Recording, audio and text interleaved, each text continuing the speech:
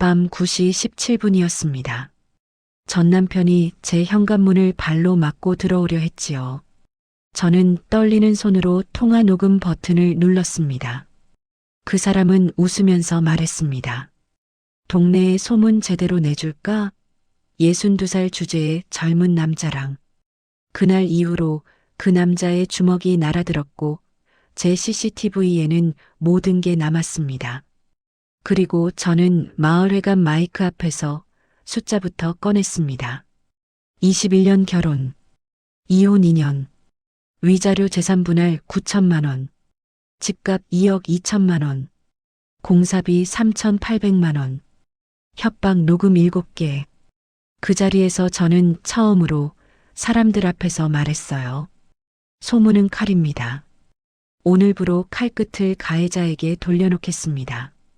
그 뒤에 무슨 일이 있었는지, 왜 제가 거기까지 가게 됐는지 지금부터 말씀드리겠습니다. 구독 버튼을 눌러주세요. 이런 감동적인 이야기를 전해드립니다. 사시는 곳을 댓글에 남겨주세요. 제 이름은 박윤정입니다. 62입니다. 서울에서 차로 1시간 20분쯤 떨어진 곳에 살고 있습니다. 경기도 양평 외곽이지요. 집은 30년 된 2층 단독주택입니다. 작고 낡았습니다. 그런데도 저는 이 집이 좋았습니다. 제 이름으로 처음 가진 집이니까요. 현관문을 열면 오래된 나무 냄새가 먼저 올라옵니다. 비가 오면 창틀이 뚝하고 울었습니다. 계단 난간은 손만 대도 흔들렸지요. 벽지는 군데군데 뜯겨 있었습니다. 이 집은 새 출발이라기보다 새로 버텨야 하는 곳처럼 보이기도 했습니다. 저는 원래 참는 사람이었습니다. 감정을 크게 드러내지 않는 편입니다. 불만이 있어도 말로 푸는 대신 그냥 견뎠지요. 그게 제 성격인 줄 알았습니다. 사실은 그렇게 살도록 길들여져 있었던 겁니다. 결혼은 29에 했습니다. 그때 저는 평범한 가정을 꿈꿨습니다. 남편 한동수 씨는 말이 많지 않았습니다. 첫인상은 성실해 보였지요. 그런데 시간이 지나면서 말이 적은 게 아니라 제 말을 듣지 않는 사람이었다는 걸 알았습니다. 퇴근하면 늘 같은 표정이었습니다. 입꼬리가 내려간 얼굴. 식탁에 앉아 젓가락을 들고도 제 쪽은 보지 않았습니다. 대신 이런 말은 잘했지요. 돈은 벌어와. 집안일은 했고. 그게 뭐가 힘들다고 그래. 저는 아이 둘을 키웠습니다. 아침에는 밥, 점심에는 빨래, 저녁에는 숙제. 틈이 나면 파트타임도 했습니다. 월 100만 원 조금 넘게 벌던 때도 있었습니다. 그래도 남편의 눈엔 늘 부족했습니다. 당신은 뭘 해도 시원찮다는 말이 습관처럼 꽂혔지요. 명절에는 더 심했습니다. 시댁은 넉넉했고 친정은 가난했습니다. 그 차이를 남편은 무기처럼 썼습니다. 친정은 왜 그렇게 자주 가? 돈 축내러 가는 거 아니야? 그 말을 들을 때마다 저는 웃는 척 했습니다. 아이들 앞이었으니까요. 그런데 웃는 표정이 너무 오래 굳어 있으면 사람이 스스로가 우스워지더군요. 결정적인 날은 따로 있었습니다. 제 어머니 장례식 날이었습니다. 남편은 회사 일이 급하다고 했습니다. 저는 믿었습니다. 그 말이 거짓말일 수도 있다는 생각을 일부러 하지 않았지요. 나중에 알았습니다. 그날 그는 친구들과 골프를 쳤습니다. 그 사실이 확인되는 순간 제 손끝이 차갑게 식었습니다. 그런데도 저는 참았습니다. 딸과 아들이 성인이 될 때까지만 더 참자고 마음먹었습니다. 그리고 2년 전 마침내 아이들이 각자 제 길을 가기 시작했지요. 딸은 취업했고 아들은 군대에서 전역에 복학했습니다. 이제 조금만 더 버티면 된다고 생각하던 그때였습니다. 남편의 외도가 터졌습니다. 상대는 직장 후배였습니다. 저보다 20살쯤 어린 여자였지요. 남편은 놀랍도록 담담했습니다. 오히려 제가 더 크게 무너졌습니다. 이혼하자. 왜요? 제가 울면서 물었더니 남편은 이렇게 말했습니다. 그래서 더 지겨워. 내 나이에 누가 널 데려가. 그 말이 이상하게 폭력처럼 느껴졌습니다. 주먹보다 더 아프더군요. 그날 밤 저는 처음으로 조용히 당하지 않겠다고 결심했습니다. 증거를 모았습니다. 통장 내역, 카드 결제, 메시지, 사진. 석 달이 걸렸습니다. 끝까지 모으는 동안 저는 이상하게도 차분했습니다. 울고 싶을 때도 손을 먼저 움직였습니다. 사람이 절벽 끝에 서면 감정이 아니라 생존이 앞서나 봅니다. 결국 저는 9천만 원을 받고 이혼했습니다. 그 돈과 퇴직금 일부를 보태 이 집을 2억 2천만 원에 샀습니다. 계약서에 제 이름을 쓰던 날 펜 끝이 떨렸습니다. 그 떨림이 기쁨인지 두려움인지 알 수 없었지요. 이사 온 첫날 밤, 저는 텅 빈 거실 바닥에 앉아 오래 숨을 고르기만 했습니다. 이제 누구 눈치도 안 봐도 된다. 그 한 문장이 제 안에서 천천히 자리를 잡았습니다. 하지만 집은 낡았고 저는 혼자였습니다. 고장난 것들은 하루가 멀다 하고 생겼습니다. 누수 때문에 천장에 얼룩이 번지고 계단은 더 삐걱거렸습니다. 사람도 집도 손을 봐야 산다는 말이 그때만큼 현실적으로 들린 적이 없었습니다. 그래서 수리업자를 알아봤습니다. 여러 업체가 왔고 말은 다 비슷했습니다. 비쌌고 빠듯했고 어딘가 믿기 어려웠습니다. 그 마지막으로 온 사람이 최민석 씨였습니다. 프리랜서 인테리어 겸 집수리 기사였지요. 키가 크고 어깨가 넓었습니다. 말수는 적었습니다. 하지만 집을 보는 눈이 달랐습니다. 손전등을 비추고 곰팡이 냄새를 맡고 난간을 흔들어 보고 메모를 했습니다. 표정은 무표정에 가까웠는데 태도는 이상하게 정중했습니다. 여기 난간은 위험합니다. 이건 오늘 임시 조치하고 내일 자재 가져와야 합니다. 그 말을 듣는 순간 저는 알았습니다. 이 사람은 빨리 끝내고 돈 받는 사람이 아니라 사람이 다치지 않게 하려는 사람이라는 거요. 그때는 몰랐습니다. 이 조용한 남자가 들어온 순간부터 제 인생이 다시 시끄러워질 거라는 거요. 그리고 그 시끄러움이 단순한 공사 소음이 아니라는 것도요. 며칠 뒤 마트에서 들은 첫 수군거림이 시작이었습니다. 공사 끝났다던데 왜 남자가 매일 와? 저는 그 말을 못 들은 척 했습니다. 하지만 그날 밤 현관 앞 자갈길을 밟는 낯선 발소리가 들리기 시작했지요. 그리고 머지않아 밤 9시 17분 그 초인종이 울릴 겁니다. 제가 다시는 보고 싶지 않았던 얼굴이 문 앞에 서게 될 겁니다. 마트에서 처음 들은 말은 생각보다 또렷했습니다. 공사 끝났다던데 왜 매일 와? 그 집 이혼녀라면서. 저는 장바구니 손잡이를 더 세게 잡았습니다. 못 들은 척 했지요. 양평 읍내 마트는 좁습니다. 소문은 더 좁지요. 계산대 앞에서 한 번, 주차장으로 걸어가며 또 한 번. 말들은 따라붙었습니다. 비처럼, 신발 밑창에 달라붙는 진흙처럼. 집으로 돌아오면 조용했습니다. 하지만 그 조용함이 오히려 불안했습니다. 집은 제 것이고 문도 제가 잠갔는데 마음은 잠기지 않았습니다. 최민석 씨는 변함없었습니다. 아침 8시 늘 정확히 도착했습니다. 작업복은 깔끔했고 공구 가방은 늘 같은 손에 들려 있었습니다. 말은 적었지만 행동이 분명했습니다. 난간을 고치고 누수를 잡고 벽을 정리하는 손이 흔들리지 않았지요. 그런데 동네는 사람이 하는 일보다 사람이 하는 말을 더 빨리 움직였습니다. 점심때 마당에 나가 물을 주는데 옆집 아주머니가 일부러 크게 말했습니다. 요즘 세상에 참 나이 많은 사람이 더 무섭다니까. 저는 고개를 숙이고 물만 더 줬습니다. 그 말이 제 등을 찔렀습니다. 그날 저녁 휴대폰이 울렸습니다. 딸이었습니다. 엄마, 동네에서 이상한 소문 돈다는데 뭐야?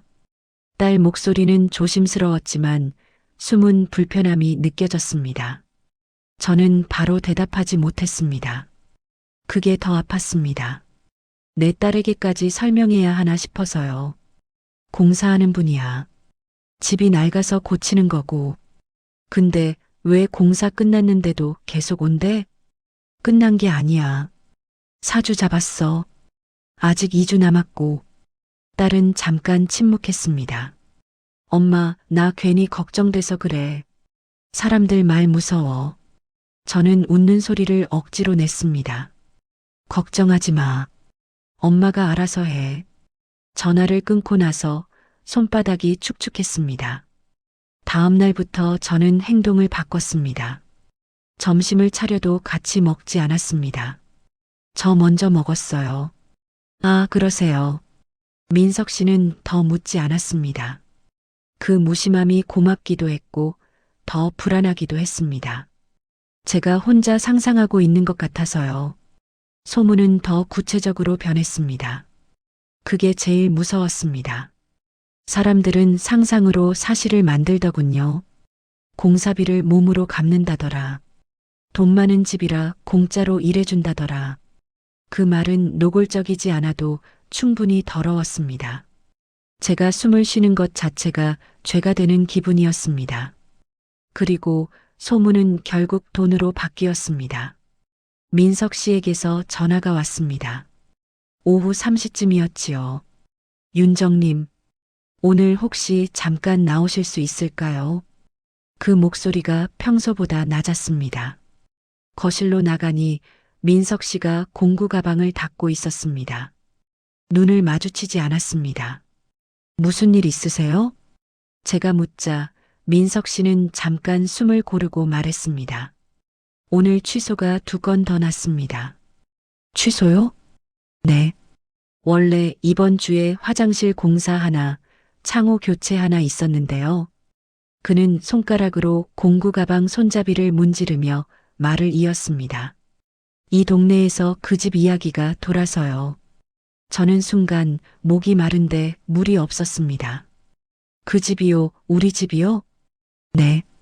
민석 씨가 고개를 들었습니다.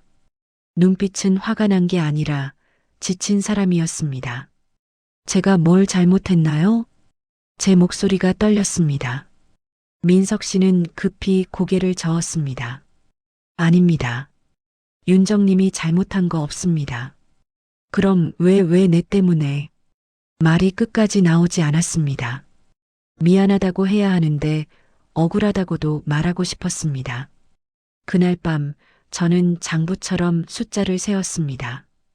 공사비는 3,800만 원. 이미 계약금 1,500만 원을 보냈고 중도금 날짜도 정해져 있었습니다. 민석 씨는 이 일감이 끊기면 이번 달 수입이 반토막이 날 겁니다. 이 동네에서만 취소가 사건이면 최소 200만 300만 원이 날아간다는 뜻이지요. 저는 숫자를 보며 죄책감을 키웠습니다. 내가 민석 씨 인생까지 망치고 있는 건가? 그때 또 전화가 왔습니다. 이번엔 모르는 번호였습니다. 박윤정 씨 맞죠? 남자 목소리였습니다. 익숙했습니다. 심장이 먼저 알아봤습니다. 한동수, 전 남편이었습니다. 왜 전화했어요? 제가 차갑게 말하자 그는 웃었습니다. 목소리 좋네. 아직도 잘 사나 보네. 할 말 없으면 끊어요. 끊지 말고 들어. 동네에서 얘기 들었어. 그는 일부러 천천히 말했습니다. 젊은 남자랑 붙어 산다며? 저는 이를 악물었습니다. 그 사람은 공사하는 분이에요. 공사? 그가 비웃었습니다. 그럼 왜 공사 끝났는데도 매일 와? 야, 윤정아. 세상 사람들이 바보가 아니야. 당신이 그런 소문 퍼뜨렸죠. 제가 말하자 한동수는 잠깐 조용해지더니 낮게 말했습니다. 내가 퍼뜨렸는지 아닌지 중요한 건 그게 아니지. 뭐가 중요한데요? 너 내가 행복하면 내가 가만히 있을 줄 알아? 그 말이 섬뜩했습니다. 너는 내 체면에 흠집 냈잖아. 이혼할 때 끝까지 가서 나 망신 줬잖아. 그는 숨을 쉬듯 말했습니다. 동네 소문? 내가 마음 먹으면 더 크게 만들 수 있어. 협박하는 거예요? 제가 묻자 그가 웃었습니다. 협박? 아니, 현실을 알려주는 거지. 그 사람 일감 끊기게 하는 것도 가능하지. 그는 단호했습니다. 너 하나 때문에 그 남자 밥줄 끊기는 거 얼마나 걸릴 것 같아? 일주일이면 돼. 순간 손이 떨렸습니다. 말이 나왔습니다. 당신 미쳤어요. 그는 태연하게 대답했습니다. 미친 건 너지. 62살이 무슨 연애야. 사람들이 왜 수군거리겠어. 저는 숨을 들이쉬었습니다. 우리 이혼한 지 2년 됐어요. 내 인생이에요. 내 인생? 그가 코웃음을 쳤습니다. 내 인생이 어디 있었냐? 내가 뭘 할 수 있는데. 전화가 끊겼습니다. 제가 끄는 건지 그가 끄는 건지 기억이 잘 나지 않습니다. 그냥 손에서 기운이 빠졌습니다. 그날 새벽 저는 잠을 못 잤습니다. 거실 창문에 비친 제 얼굴이 낯설었습니다. 나이 든 얼굴, 굳은 인매. 그런데 눈이 흔들리고 있었습니다. 저는 혼잣말을 했습니다. 또 무너지면 안 된다. 그런데 바로 뒤에 다른 말이 붙었습니다. 무너지면 민석 씨까지 무너진다. 아침이 되자 민석 씨가 왔습니다. 저는 부엌에서 물컵을 들고 있다가 그를 불렀습니다. 목소리가 생각보다 단단했습니다. 민석 씨, 그가 고개를 들었습니다. 오늘부터 기록하면서 하실래요? 기록이요? 작업일지요. 날짜, 시간 자제. 그리고 혹시 모르니까 현관 CCTV도 각도 확인해요. 민석 씨 눈이 잠깐 커졌습니다. 제가 덧붙였습니다. 소문이 아니라 사실로 싸우려고요. 민석 씨는 잠시 말이 없었습니다. 그러다 조용히 고개를 끄덕였습니다. 알겠습니다. 그 짧은 대답이 이상하게 힘이 됐습니다. 저는 아직 두렵습니다. 한동수가 일주일이라고 말했을 때 그 시간은 칼날처럼 느껴졌습니다. 하지만 이번엔 제가 먼저 칼집을 쥐려고 합니다. 도망갈지 맞설지 그 선택의 문턱에 서 있는 기분입니다. 그날 저녁 저는 통장 앱을 다시 열었습니다. 계약금 1,500만 원, 중도금 날짜, 잔금 날짜, 그리고 저는 결심했습니다. 숨지 않겠습니다. 확인하고 남기고 말하겠습니다. 문제는 하나였습니다. 한동수는 전화로만 끝내지 않을 사람이라는 것. 그 사람은 반드시 직접 올 겁니다. 그리고 그 순간 저는 제 인생에서 가장 큰 문 앞에 서게 될 겁니다. 밤 9시 17분. 그 초인종이 울리기 전까지 제가 할 수 있는 걸 해야 합니다. 저는 문을 열고도 무너지지 않을 테니까요. 비가 왔습니다. 그날도 양평은 조용히 젖었습니다. 마당 자갈길이 검게 변했고 현관 앞 돌계단에는 물기가 고였습니다. 저는 아침부터 마음이 불편했습니다. 이유를 알면서도 모르는 척 했지요. 한동수가 말했던 일주일이 끝나는 날이었습니다. 최민석 씨는 평소처럼 8시에 왔습니다. 말없이 공구 가방을 내려놓고 작업일지를 펼쳤습니다. 제가 어제 건넨 노트였습니다. 줄이 반듯한 페이지 위에 날짜를 적는 손이 단단해 보였습니다. 그 단단함이 오히려 서늘하게 느껴졌습니다. 사람이 진짜 무서울 때는 손이 더 또렷해지기도 하니까요. 저는 부엌에서 컵을 닦으며 귀만 열어뒀습니다. 망치 소리, 드릴 소리, 그리고 가끔 들리는 민석 씨의 짧은 숨. 집이 고쳐지는 소리인데 제 마음은 더 금이 가는 느낌이었습니다.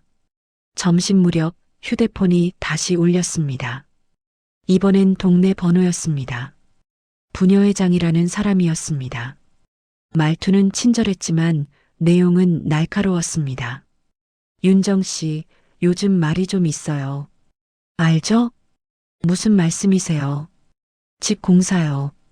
남자분이 매일 왔다 갔다 하니까 어르신들이 불편해 하셔서요.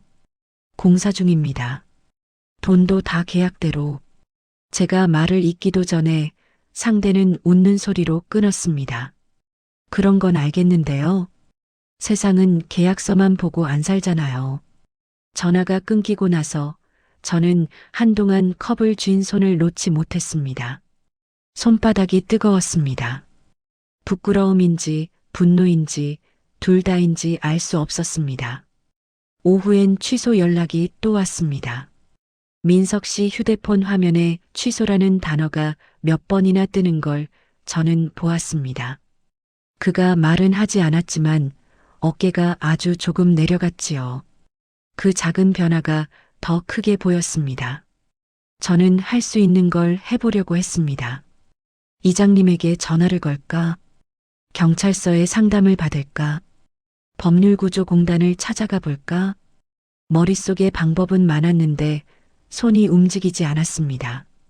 이 동네에서 산다는 게 생각보다 무겁기 때문입니다.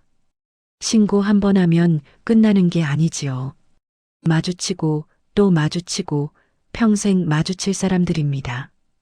그래서 저는 가장 쉬운 선택을 하려고 했습니다. 도망. 저녁에 짐을 조금씩 꺼내 놓았습니다. 옷 몇 벌, 서류 봉투, 약통. 이사할 곳은 정하지도 않았으면서요.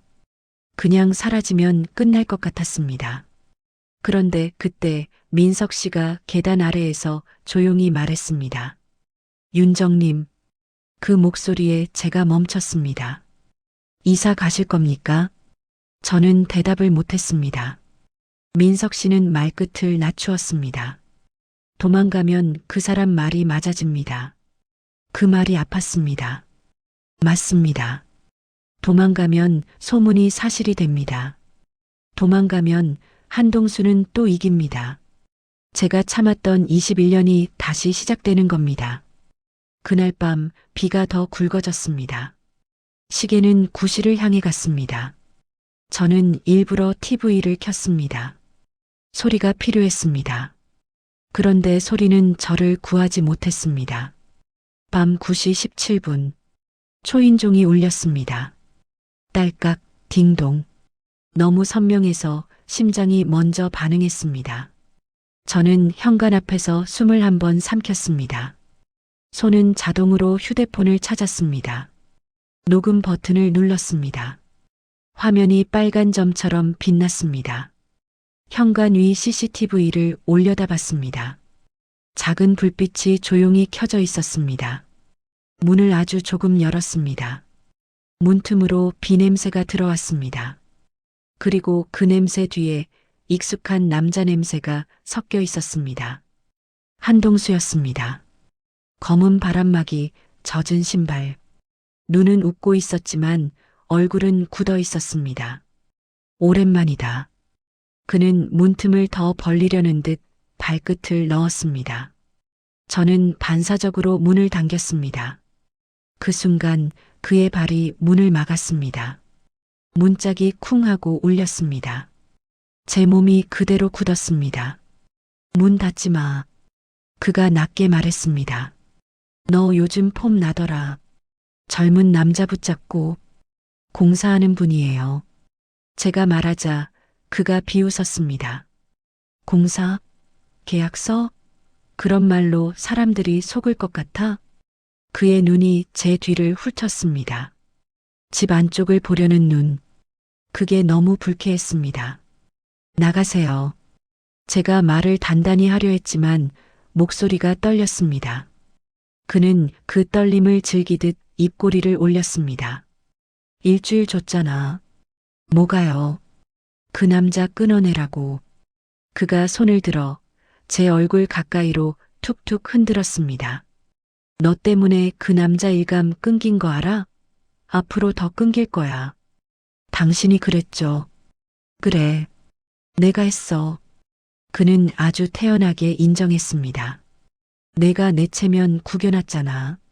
그러니까 너도 좀 구겨져야지. 그 말이 끝나자마자 2층에서 발소리가 들렸습니다. 민석 씨가 내려오는 소리였습니다. 계단이 삐걱거렸고 그 소리가 이상하게 든든했습니다. 민석 씨가 현관 앞에 섰습니다. 말없이 한동수를 바라봤습니다. 한동수는 민석 씨를 보자마자 목소리를 키웠습니다. 너냐? 소문난 그 남자. 민석 씨가 짧게 대답했습니다. 나가세요. 웃기지 마. 내가 뭔데? 한동수가 한 발 앞으로 나왔습니다. 문틈이 더 벌어졌고 비가 바닥에 떨어졌습니다. 윤정님한테 이러지 마세요. 민석 씨 목소리는 낮았지만 단단했습니다. 한동수는 갑자기 민석 씨 쪽으로 손을 뻗었습니다. 멱살을 잡으려는 동작이었습니다. 민석 씨가 손목을 피했습니다. 그 순간 한동수의 주먹이 허공을 갈랐습니다. 휙 하는 소리만으로도 숨이 멎었습니다. 지금 뭐 하시는 겁니까? 민석 씨가 말했습니다. 한동수는 이를 드러냈습니다. 너 같은 놈이 감히. 그는 다시 한번 다가오려 했습니다. 저는 그때 제 손이 더 이상 떨리기만 하지 않는다는 걸 알았습니다. 공포 속에서도 어떤 부분은 차갑게 계산하고 있었습니다. 현관 위 CCTV, 휴대폰 녹음, 문틈으로 보이는 그의 발, 그리고 민석 씨의 거리. 여기 CCTV 있어요. 제가 말했습니다. 목소리가 생각보다 크게 나왔습니다. 한동수가 저를 쳐다봤습니다. 제가 휴대폰을 들어 올렸습니다. 지금 녹음 중이에요. 뭐? 그가 순간 굳었습니다. 민석 씨가 덧붙였습니다. 폭행하시면 신고합니다. 협박도 전부 증거 남습니다. 한동수는 잠깐 입술을 씹었습니다. 비가 그의 어깨에서 뚝뚝 떨어졌습니다. 그는 끝까지 비열하게 웃었습니다. 신고해. 해봐. 그리고 제 쪽을 보며 말했습니다. 윤정아, 내가 이겨. 이 동네에서. 그 말이 칼처럼 꽂혔습니다. 그가 돌아서기 직전 저는 한 가지를 분명히 봤습니다. 그 사람은 두려워하고 있었습니다. CCTV와 녹음을. 사람들의 눈이 아니라 기록이 남는 걸. 문이 닫히고 집안이 다시 조용해졌습니다. 저는 다리가 풀려 벽에 손을 짚었습니다. 민석 씨가 제 옆에 서 있었습니다. 말이 없었습니다. 그 침묵이 더 큰 위로였습니다. 잠시 후 민석 씨가 낮게 말했습니다. 윤정님, 이걸로 끝 아닙니다. 저는 고개를 끄덕였습니다. 저도 알고 있었습니다. 한동수는 멈추지 않을 겁니다.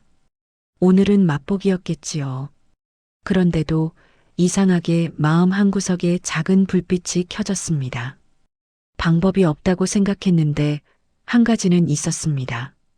남기기, 기록하기, 사실을 모으기. 저는 휴대폰 화면을 다시 확인했습니다. 녹음 시간은 413. 그 4분 13초가 제 인생을 바꿀 수도 있겠다는 생각이 들었습니다. 저는 민석 씨를 바라봤습니다. 민석 씨, 네. 다음에 그 사람이 또 오면 저 혼자 문 열지 않을게요. 민석 씨가 천천히 고개를 끄덕였습니다. 좋습니다. 그리고 이장님부터 만나겠습니다. 희망은 거창하지 않았습니다. 그저 오늘 밤을 증거로 바꿔놓은 것.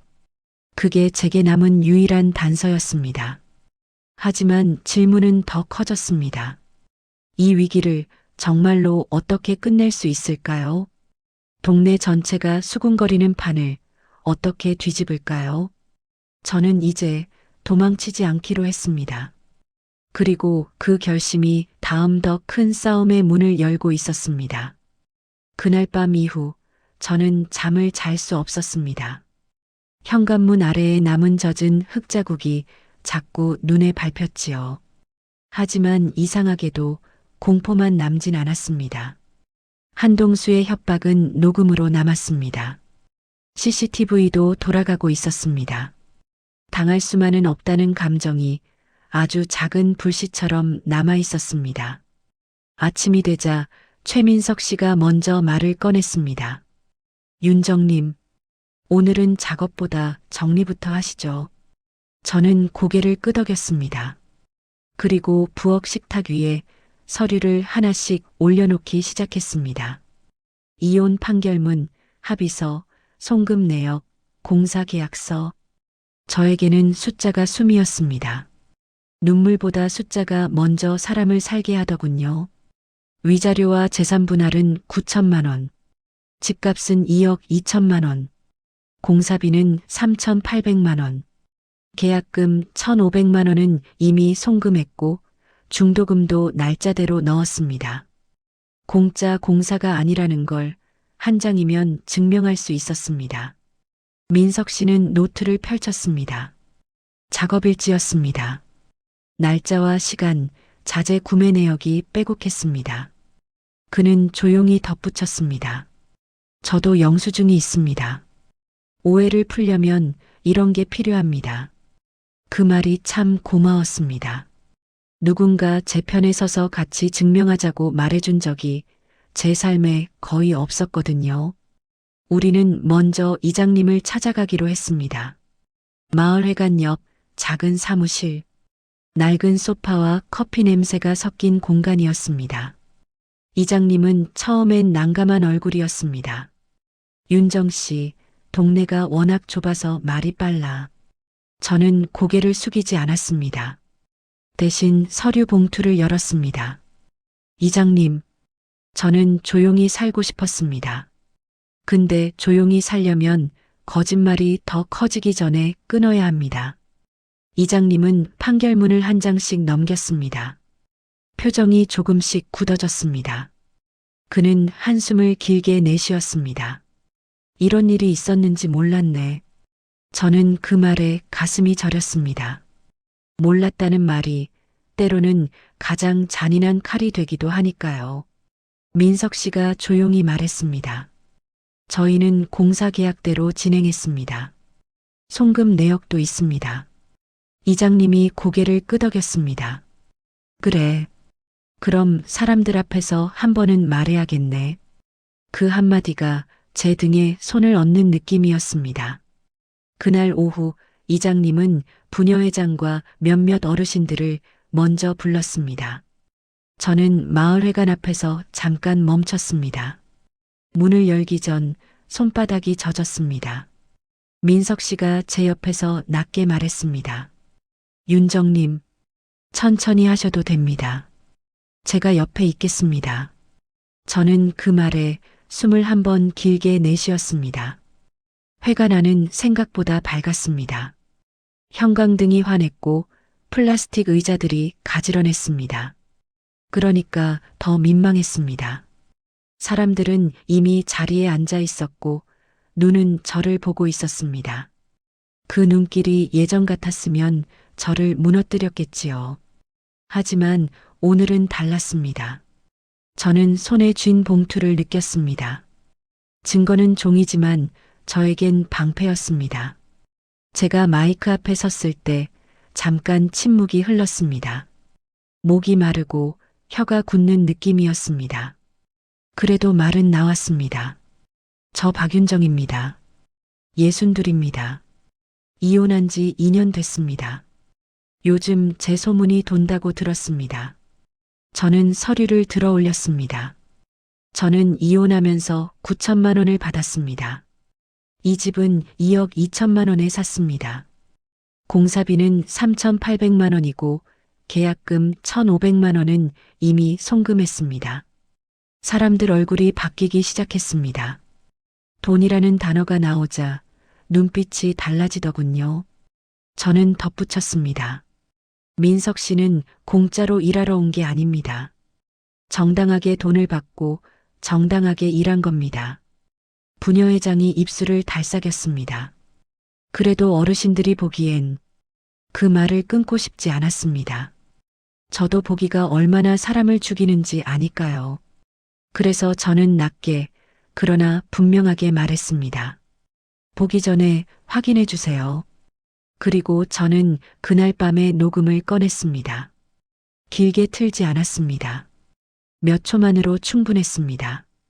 협박이 어떤 목소리인지 사람들은 금방 알아챘습니다. 누군가가 작게 말했습니다. 그게 전 남편 목소리야? 저는 고개를 끄덕였습니다. 네. 한동수 씨입니다. 동네에 소문을 더 퍼뜨리겠다고 했습니다. 민석 씨 일감도 끊게 하겠다고 했습니다. 회관 안 공기가 한번 바뀌었습니다. 수군거림이 멎고 대신 숨소리가 들렸습니다. 그때 맨 앞줄에 앉아있던 할머니 한 분이 말했습니다. 윤정아. 낯익은 목소리였습니다. 마트에서 저를 힐끔 보던 분이었습니다. 그분이 천천히 일어나더니 제게 고개를 숙였습니다. 미안하다. 우리가 말만 듣고 그 한마디에 저는 눈이 뜨거워졌습니다. 울고 싶었지만 참았습니다. 오늘은 울기보다 끝까지 말하고 싶었습니다. 저는 조용히 답했습니다. 괜찮습니다. 다만 다음부터는 사람을 소문으로만 판단하지 말아주세요. 민석 씨가 옆에서 고개를 숙였습니다. 저도 괜히 동네를 탓했습니다. 죄송합니다. 그가 죄송합니다라고 말하는 순간 저는 마음이 조금 풀렸습니다. 강한 사람은 사과를 할 줄 안다는 걸 저는 그때 다시 배웠습니다. 이장님이 정리하듯 말했습니다. 자, 이제 알았지요. 소문은 거짓이었고 윤정 씨가 피해자였네. 그리고 민석 씨 일 끊기게 한 건 누군가 일부러 판을 만든 거야. 그 말이 끝나자 이상한 일이 일어났습니다. 사람들이 갑자기 현실로 돌아오더군요. 민석 씨 우리 집 화장실도 좀 봐줄 수 있나? 우리 벽지 뜯긴 데가 있는데. 한마디, 두마디 부탁이 이어졌습니다. 민석 씨는 당황한 듯 하다가 조용히 고개를 끄덕였습니다. 네. 일정 잡아서 가겠습니다. 그 말이 그날의 작은 승리처럼 들렸습니다. 회관에서 나오는 길, 바람이 덜 차갑게 느껴졌습니다. 민석 씨가 제 옆을 걸었습니다. 걸음이 비슷해졌다는 게 이상하게 마음을 놓이게 했습니다. 집 앞에 도착했을 때 저는 현관문을 잠그고 한참을 서 있었습니다. 예전 같았으면 문을 잠그는 행위 자체가 두려움이었을 겁니다. 그런데 오늘은 달랐습니다. 문을 잠그면서도 저는 제 안에서 무언가가 회복되는 걸 느꼈습니다. 내가 내 집을 지키고 있다는 감각. 그게 생각보다 크게 사람을 살게 했지요. 저녁은 제가 차렸습니다. 김치찌개였습니다. 민석 씨가 조용히 말했습니다. 오늘 정말 수고하셨습니다. 저는 젓가락을 내려놓고 잠깐 그를 바라봤습니다. 표정은 여전히 담담했지만 눈이 조금 부드러워져 있었습니다. 민석 씨도요. 제가 혼자였으면 못했을 거예요. 말이 끝나자 목이 맸습니다. 민석 씨는 고개를 숙이고 짧게 답했습니다. 저도 윤정님이 용기 내주셔서 가능합니다. 그날 밤 저는 오랜만에 조금 잤습니다. 완전히 평온하진 않았습니다. 한동수는 아직 끝나지 않았습니다. 그 사람은 체면으로 살고 체면이 무너지면 더 악랄해질 겁니다. 하지만 이제 저는 알고 있습니다. 동네는 소문으로 움직이지만 소문을 멈추는 건 결국 사실이라는 걸요. 침대에 누워 천장을 보며 생각했습니다. 내일은 공사를 계속해야 합니다. 그리고 더 중요한 건 한동수가 또 무슨 짓을 할지 모른다는 겁니다. 그럼에도 마음 한구석이 따뜻했습니다. 오늘 누군가가 제게 고개를 숙였고 누군가가 제 편에 서줬습니다. 저는 작은 결심을 하나 더 했습니다. 다음엔 더 크게 말하겠습니다. 필요하면 경찰서에도 가겠습니다. 그리고 무엇보다 민석 씨의 일을 다시 살려내겠습니다. 그게 제가 할 수 있는 감사이자 회복이니까요. 창밖에 비가 그쳤습니다. 마당 자갈길이 희미하게 빛났습니다. 저는 속으로 조용히 말했습니다. 이제 정말 마지막만 남았다. 한동수는 더 크게 무너질 겁니다. 그게 제가 바라는 복수가 아니라 그 사람이 스스로 만든 결과가 되도록요. 다음 날 아침 집안 공기가 달랐습니다. 여전히 낡은 벽지와 삐걱대는 계단은 그대로였지요. 그런데도 마음은 조금 가벼웠습니다. 마을회관에서 미안하다는 말을 들었기 때문만은 아니었습니다. 저 스스로 더 이상 숨지 않겠다고 결정했기 때문입니다. 최민석 씨는 그날도 8시에 왔습니다. 이제는 초인종 소리에도 심장이 덜 뛰었습니다. 저는 커피를 내려주고 작업일지 옆에 날짜를 적었습니다. 공사 시작 4주째. 끝이 보이는 숫자였습니다. 점심 무렵 민석 씨 휴대폰이 울렸습니다. 그가 화면을 보고 잠시 멈췄습니다. 그리고 조용히 제게 말했습니다. 윤정님 방금 의뢰가 들어왔습니다. 정말요? 네. 어제 회관에 있던 분이요. 화장실 공사 맡기겠다고. 그의 목소리는 담담했지만 눈빛이 아주 조금 밝아졌습니다. 그 작은 빛이 저를 안심시켰습니다. 사람들은 빠르게 바뀌었습니다. 어제 수군거리던 입이 오늘은 부탁을 하더군요. 그게 인간적이라서 더 씁쓸했고 그래서 더 현실적이었습니다. 하지만 저는 그 현실을 받아들이기로 했습니다. 소문이 사람을 죽일 수도 있지만 진실은 사람을 살릴 수도 있다는 걸 알았으니까요. 오후에는 이장님이 직접 집으로 찾아왔습니다. 장화를 벗으며 미안한 얼굴을 했습니다. 윤정 씨, 어제 내가 너무 늦었지. 저는 고개를 저었습니다. 아닙니다. 들어주신 것만으로도. 이장님은 한숨을 쉬고는 조용히 말했습니다. 동수 그 사람 다시 오면 바로 연락해. 우리가 그냥 두면 안 돼. 그 말이 마음 깊이 들어왔습니다. 누군가가 우리라는 말을 제 편에서 써준 건 오랜만이었지요. 그런데 진짜 일은 그날 밤에 벌어졌습니다. 저녁 8시가 조금 넘었을 때였습니다. 현관 CCTV 알림이 울렸습니다. 화면에 익숙한 얼굴이 찍혔습니다. 한동수였습니다. 저는 잠깐 숨이 멎었습니다. 하지만 이번엔 손이 먼저 움직였습니다. 녹음 버튼, CCTV 저장, 그리고 이장님 번호를 눌렀습니다. 민석 씨도 거실로 바로 나왔습니다. 그는 말없이 제 앞에 섰습니다. 그게 저에게는 괜찮다는 말보다 큰 위로였습니다. 초인종이 울렸습니다. 딩동.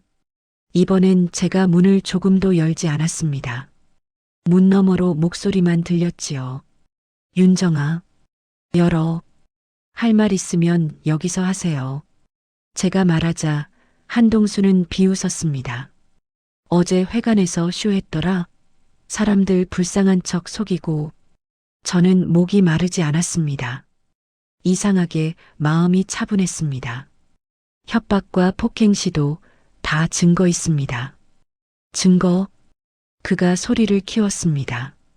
내가 뭘 할 수 있는데. 문을 발로 차는 소리가 났습니다. 쿵. 집이 흔들리는 것 같았습니다. 민석 씨가 한 발 앞으로 나가 낮게 말했습니다. 그만하세요. 지금도 녹음되고 있습니다. 한동수가 씩 웃었습니다. 너는 뭐야? 남의 집에 붙어먹는. 그 말이 끝나기도 전에 밖에서 누군가의 목소리가 들렸습니다. 한동수 씨, 이장님이었습니다. 그리고 함께 온 두 사람이 더 있었습니다. 동네 청년의 사람인지 이장님이 부른 이유신지 정확히는 몰랐습니다. 다만 확실한 건 한동수가 갑자기 목소리를 낮췄다는 겁니다. 이장님이 왜 여기까지? 왜긴 왜야? 이장님은 단호했습니다. 또 협박하러 왔지? 어제 다 들었는데도 정신 못 차리나? 한동수는 잠깐 말을 잃었습니다. 그 사이 저는 조용히 말했습니다. 동수 씨, 우리 이혼한 지 2년 됐어요. 내가 날 망신 줬잖아. 당신이 한 일을 사람들이 이제 알게 된 거예요. 제가 그렇게 말했을 때 저는 깨달았습니다. 복수는 내가 칼을 들고 휘두르는 게 아니었습니다. 그 사람이 자기 손으로 만든 칼에 스스로 베이는 것이었습니다. 한동수는 마지막으로 비열하게 말했습니다. 너도 결국 혼자야. 그 남자도 떠날 거야. 그 말에 민석 씨가 처음으로 감정을 드러냈습니다. 큰 소리는 아니었습니다. 그저 짧고 단단한 한 문장이었습니다. 저는 안 떠납니다. 그 한마디에 제 눈이 뜨거워졌습니다. 한동수는 입술을 떨며 뒷걸음질 쳤습니다. 이장님이 낮게 경고했습니다. 지금부터 다시 오면 바로 신고 들어가. 알겠지. 한동수는 끝내 아무 말도 못하고 돌아섰습니다. 젖은 길을 걸어가는 뒷모습이 이상하게 작아 보였습니다. 문을 닫고 나서야 다리에 힘이 풀렸습니다. 저는 벽에 기대 숨을 내쉬었습니다. 민석 씨가 제게 조심히 물었습니다. 괜찮으세요? 저는 고개를 끄덕이고 그 다음에 솔직히 말했습니다. 무서웠어요. 민석 씨가 조용히 답했습니다. 저도요. 근데 이제 같이 있잖아요. 그 말이 참 따뜻했습니다. 같이 있다는 말. 저는 21년 동안 늘 혼자였는데 이제는 혼자가 아니었습니다. 며칠 뒤 공사는 끝났습니다. 마지막 날 민석 씨는 바닥 걸레질까지 하고 공구를 정리했습니다. 새난간은 단단했고 벽지는 깨끗했고 누수 자국은 사라졌습니다. 집이 바뀐 것 같았지만 사실 가장 많이 바뀐 건 제 얼굴이었습니다. 거울 속 제 눈이 예전보다 덜 흔들렸거든요. 저는 마지막 잔금을 송금했습니다. 공사비 3,800만 원, 남은 금액까지 정확히. 송금 완료 화면을 확인한 뒤 저는 조용히 말했습니다. 민석 씨, 정말 고맙습니다. 그는 고개를 숙였습니다. 제가 더 고맙습니다. 윤정님이 저를 믿어주셔서요. 그날 저녁 저는 작은 상을 차렸습니다. 거창한 건 아니었습니다. 김치찌개, 계란말이, 그리고 따뜻한 밥. 민석 씨가 숟가락을 들다가 말했습니다. 윤정님, 네. 저 사실 처음엔 저도 무서움이 있었습니다. 그가 잠깐 웃었습니다. 사람들이 말하는 소문이요. 그게 제 일을 망치더라고요. 저는 고개를 끄덕였습니다. 저도요. 소문이 제 삶을 망칠 뻔했어요. 민석 씨가 조용히 말했습니다. 근데 소문보다 더 큰 게 있더라고요. 뭔데요? 사실이요. 그리고 사람 하나라도 내 편이면 버틸 수 있다는 거요. 저는 젓가락을 내려놓았습니다. 그리고 말했습니다. 민석 씨는 제 편이 되어줬어요. 민석 씨가 잠깐 숨을 고르고 아주 조심스럽게 말했습니다. 그럼 저도 하나 물어봐도 됩니까? 네. 저는 앞으로도 윤정님 옆에 있고 싶습니다. 그 말이 너무 담담해서 더 진심처럼 들렸습니다. 저는 크게 웃지도 울지도 않았습니다. 그저 천천히 고개를 끄덕였습니다. 그러면 좋겠어요. 그날 밤 저는 오래된 사진첩을 꺼냈습니다. 아이들이 어렸을 때 사진, 결혼 초 사진, 그리고 저는 처음으로 과거를 미워하지 않기로 했습니다. 그 시간이 없었다면 지금의 제가 없었을 테니까요. 다만 한 가지는 분명했습니다. 다시는 누구에게도 제 삶을 넘기지 않겠다는 것. 몇 달이 흘렀습니다. 민석 씨는 집 1층 한쪽에 작은 작업 공간을 만들었습니다. 정식 간판은 아니어도 문 옆에 작은 표지를 달았습니다. 최민석 집수리. 동네 사람들은 이제 그 글자를 자연스럽게 읽었습니다. 가끔 마트에서 누군가가 말합니다. 윤정 씨, 얼굴 좋아졌네. 저는 짧게 웃습니다. 그냥 이제 좀 숨이 쉬어져서요. 가끔은 생각합니다. 62의 사랑이 가능한가? 가능합니다. 그런데 그 사랑은 영화 같은 폭풍이 아니라 현관문을 단단히 잠그고도 두렵지 않은 밤. 누군가가 괜찮으세요라고 물어주는 아침. 그런 것들로 만들어지는 거였지요. 마지막으로 한 가지를 말씀드리고 싶습니다. 세월이 지나면 늦었다는 말을 스스로에게 가장 많이 하게 됩니다. 그런데요, 늦은 게 아니라 지금이 시작일 수도 있습니다. 소문은 사람을 흔들지만 사실은 사람을 다시 세웁니다. 그리고 내 편 하나가 생기는 순간 인생은 다시 굴러가기 시작합니다. 이게 제 이야기입니다. 21년을 참았던 여자, 2년 만에 다시 일어선 여자, 그리고 이제 남은 시간을 제 이름으로 살아가는 사람. 저는 박윤정입니다. 오늘도 제 집 문을 열고 제 삶을 맞이합니다.